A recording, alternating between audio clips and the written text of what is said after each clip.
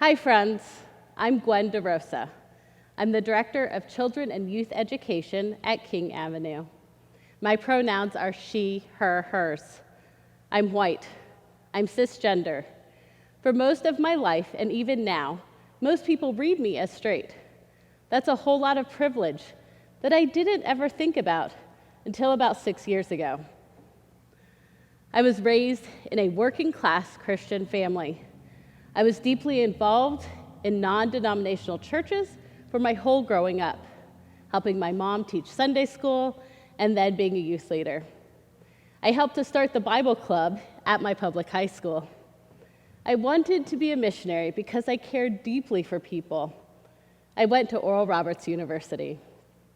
It was there, in the belt buckle of the Bible Belt, that I began to unpack my faith. I was, and still am, a Christ follower.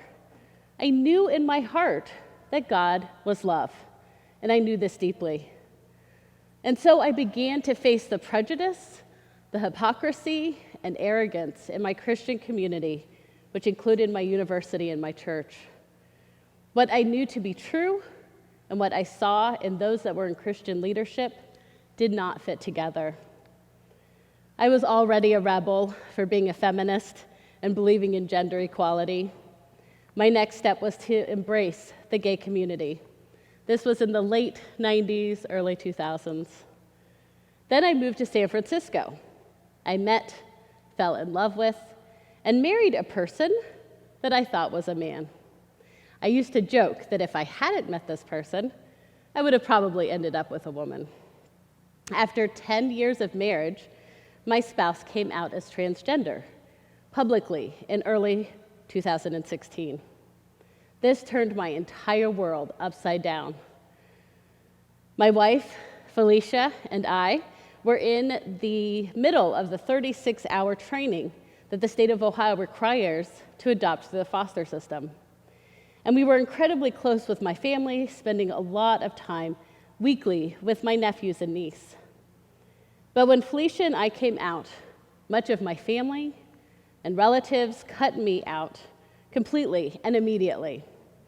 We were no longer invited to family events, holidays, and birthday parties. We couldn't be around my nephews and niece because we were told that our mere presence would be traumatic for the children. Any presents we tried to send were returned. Our presence was denied at a wedding because the kids were in the ceremony. I realized I had had straight privilege, and I lost all of it.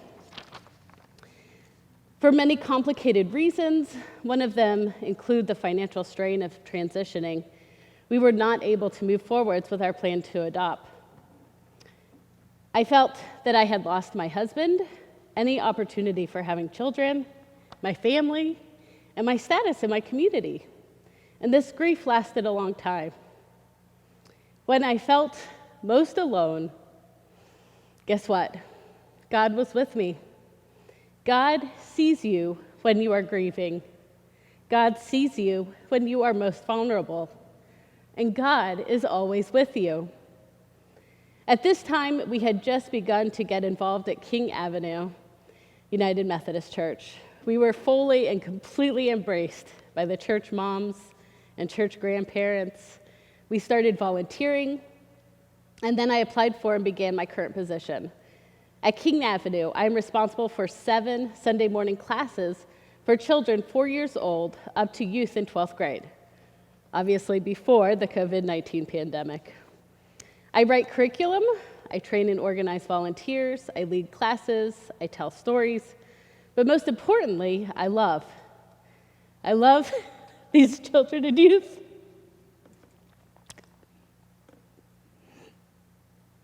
Their families are my chosen family. These kids are my kids. These parents are my parents. This church home is my home. For this Pride service, I was told to talk about what it means to be included in a community of faith. So what does it mean to be included? It means being seen. It means being not just welcomed, but fully accepted and embraced. It means being heard and loved. What does it mean to be part of a community? Community is about connection, knowing that we belong to each other, and that when one person is hurting, we are all hurting. When one person is full of joy, we are all full of joy. What does a community of faith mean? Our main curriculum for our children's program is Godly Play. Godly Play honors the innate faith of a child while sharing important stories of the Bible, giving some tangibility to our traditions, such as baptism and communion, and teaching language so children are able to express what they're thinking and feeling. A community of faith takes time to wonder together. Where is God in this situation? What are the best ways to live? What helps us come close to God? And how can we love our neighbor? Faith is a journey. Your chosen family are the people God gives you to walk with you on this journey. My scripture is a simple one. It's Psalms 27:10. Even if my father and mother forsake me, the Lord will take me in. Some translations say the Lord will hold me close. The Lord will receive me. The Lord will take care of me. To be clear, my parents have not abandoned me. Although my parents don't understand what being transgender is, they love me and Felicia very much. And we are actively praying and working for the reconciliation of my family. To me, this verse is about what it means to be part of the kingdom of God. Even if, and especially when, those who should accept you and understand you do not. Even if, and especially when, those who are supposed to take care of you do not.